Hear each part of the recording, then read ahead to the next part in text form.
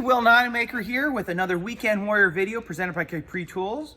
As you can see, we're standing right here in front of one of our great toolboxes with Capri Tools in them, and I have Tim Weyer with us. Tim, how you doing today? Good, Will.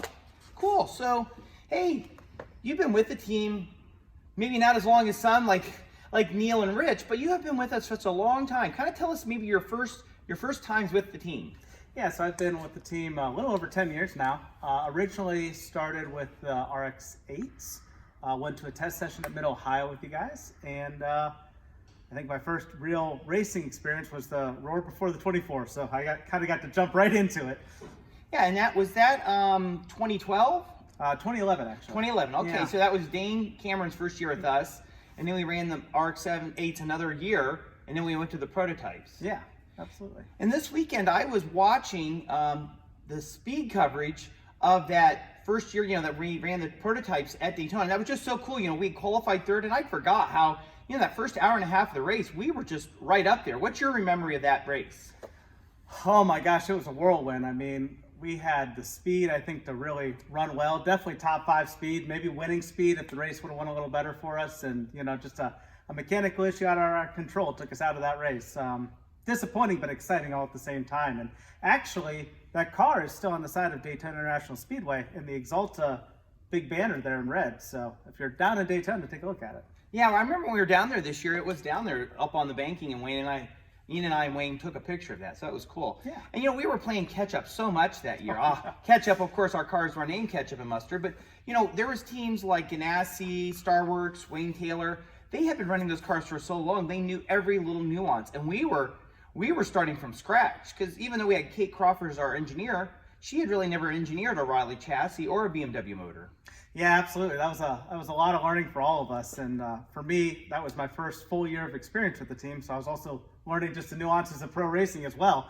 But it was really exciting because at the end of the season, I feel like every single race we went to, we had a chance to win. And although we, weren't able to put it together to actually get a victory, we had a couple really good finishes. I think we had 2 fourths or something like that in that season. So I think we definitely were able to come on strong in it, which was really exciting. Yeah, and I think we had 2 pole positions, right? Yeah, absolutely. So, and I know I led a race only because I didn't pit, but I'm gonna always remember that I led a race by not pitting. I don't care. It doesn't matter. I led. So, yeah, and then, we've transitioned to this sportsman endurance racing, which I really love. What is your favorite part about sportsman endurance racing? I think it's just neat to see the variety of cars we get to go up against now. You have guys that might have built it in their backyard. A couple friends got together. You have a number of pro teams that are in the series as well, and it's just neat to see that diversity and also see how clean that diversity of skill set gets to be in the series. The series always does a really, really good job of making sure that it's clean, safe racing for everybody.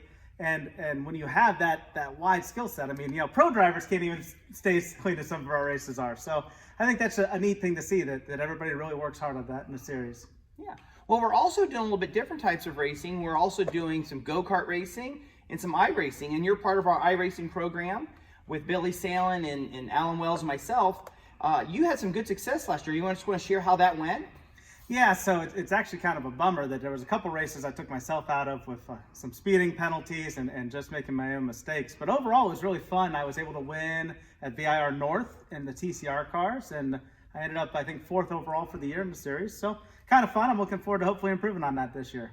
Yeah, I remember that race. I was having a pretty decent race in that run, but I just remember, I'm like, wow, Tim still, you had a couple where you were just so close at the end, and then you just kept pulling it, and the one gentleman won the championship. What's his name again? Joshua Soto. That's right. I was just expecting him to make a big run on you, and I think you just kept your pace the whole time. Yeah, for whatever reason, everything suited me that night, and I just kept looking down, and I just kept getting a bigger lead, and I'm like, oh my gosh, all right, cool.